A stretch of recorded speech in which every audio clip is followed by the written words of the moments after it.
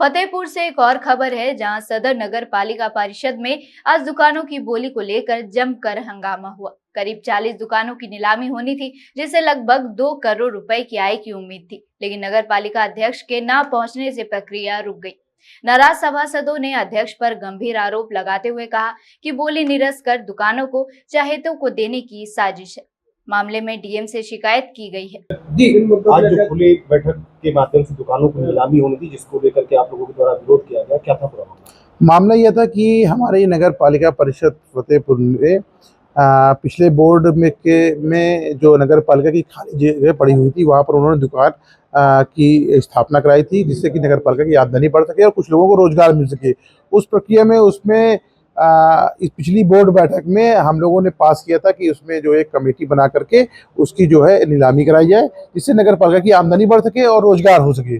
उसी संबंध में पत्रावली तैयार की गई, कमेटी बनी। कमेटी में राम गोपाल पांडे लेखाकार, अभिषेक पांडे जेई, अवर अभियंता और हाकिम सिंह आरआई और 2 सभासद नामित किए गए थे। इसमें अतीश पासवान और शादाब अहमद, इन लोगों की एक समिति बनी। उस समिति ने आख्या दी। उस आख्या देने के पश्चात आज 25 तारीख को उसकी खुली नीलामी होनी थी, जिसका व्यापक प्रचार प्रसार किया गया। बाकायदा उसका 3 पेपरों में उसका विज्ञापन, फतेहपुर नगर पालिका की वेबसाइट पे उसका प्रचार प्रसार किया गया और उसकी आज यहाँ पर खुली, उसके काफ़ी फार्म भी बिके और सारे यहाँ पे बोली बोलने वाले लोग यहाँ उपस्थित थे। लेकिन अध्यक्ष महोदय ने किसी के दबाव में आकर के अचानक बिना किसी उचित कारण बताए मौखिक रूप से यहाँ के कर्मचारियों को निर्देशित किया कि ये बोली कैंसिल कर दी जाए, क्योंकि वो कहीं ना कहीं अपने कुछ विश्वस्त लोगों को वो दुकानें आवंटित कराना चाहते थे, लेकिन किन्हीं कारणवश वो लोग फार्म नहीं ले पाए या जो भी व्यवस्था थी, तो वो लोग उन्होंने नीलामी में भाग नहीं ले पाए। तो बराबर उन्होंने इसको जो है और उन्होंने अभी तक उसकी कोई लिखित सूचना भी नहीं दी है।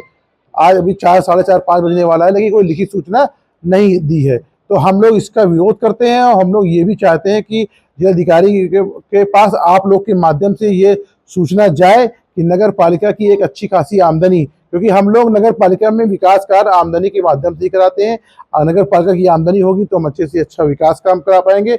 इसी ही उद्देश्य से वो दुकानें बनाई गई थी।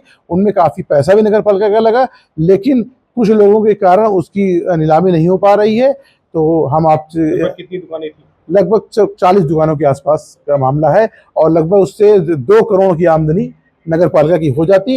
वित्तीय वर्ष भी हमारा समाप्त होने वाला है, 26-27 जो है वित्तीय वर्ष भी शुरू होने वाला है। अगर इसकी आमदनी दुकानें आवंटित हो जाती तो लगभग 2 करोड़ की आमदनी नगर पालिका के बोर्ड फंड में हो जाती है। इससे विकास कार्य कराया जाता है। लेकिन एक तानाशाही, क्योंकि एक ये सिंडिकेट, बिल्कुल अध्यक्ष अपनी तानाशाही, किसी के कहने पे तानाशाही कर रहे हैं और ये एक पूरा सिंडिकेट चला रहे हैं। नगर पालिका को एक फर्म के हिसाब से चल रही है। क्या कौन है सिंडिकेट?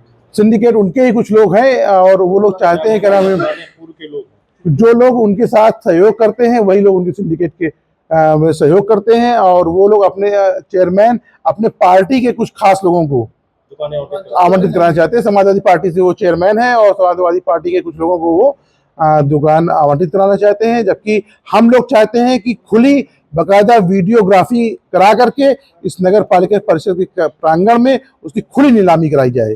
किसी प्रकार का कोई ना, जो फार्म बिके हैं, जितने हो चुके हैं, उन्हीं में आप खुली नीलामी कराइए और जिसका भी होता है उससे धन जमा करा करके उस धन से शहर का विकास कराया जाए। मेरा नाम विनय तिवारी है। मेरे साथ साथी सभासद हमारे बड़े भाई संजय श्रीवास्तव जी भी हैं, ऋतिक पाल जी है, नागर जो प्रतिनिधि भी है, गुड्डू यादव जी प्रतिनिधि हैं, अतीश पासवान जो उस कमेटी के सदस्य भी हैं। ऐसा इन लोगों एक कमेटी भी बनाई गई थी। कमेटी ने आख्या दी है, उसके पश्चात पूरा व्यापक प्रचार प्रसार भी हुआ है, लेकिन अध्यक्ष महोदय ने अपनी तानाशाही दिखाते हुए, क्योंकि नगर पालिका उनके मन से नहीं चल पा रही है, वो जैसा चाहते हैं क्या नाम कि नहीं हो जाए, बस धन्यवाद। से ही स्वीकृति दी कि हमारी जो दुकानें पड़ी हुई हैं, अगर उससे उसकी नीलामी हो जाएगी तो एक अच्छी खासी आमदनी नगर पालिका की हो जाएगी और नगर पालिका के अंतर्गत कुछ लोगों को उसमें रोजगार भी मिल जाएगा। इस उद्देश्य से वो, जिस उद्देश्य से वो बनाई गई थी दुकानें, उसकी पूर्ति भी हो जाएगी। लगभग कितनी दुकानें होंगी?